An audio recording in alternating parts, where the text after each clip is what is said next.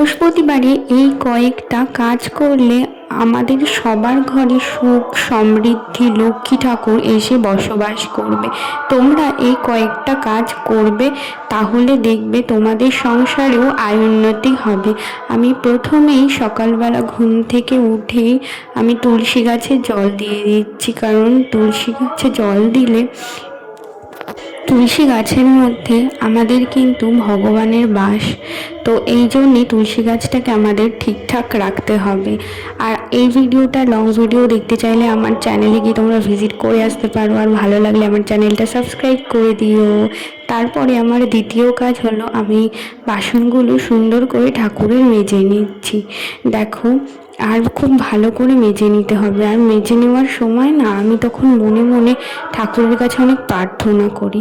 এটা হলো আমার 3 নাম্বার কাজ, সন্ধেবেলায় ধুনো দেওয়া ঘরে। এটা খুবই ভালো, এটা বৃহস্পতিবার এই কাজটা খুবই করা উচিত সবার।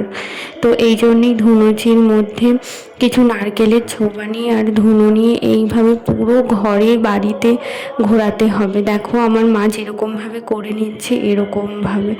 আমার ভিডিওটা ভালো লাগলে একটা লাইক করে দিও, কমেন্টস করে দিও।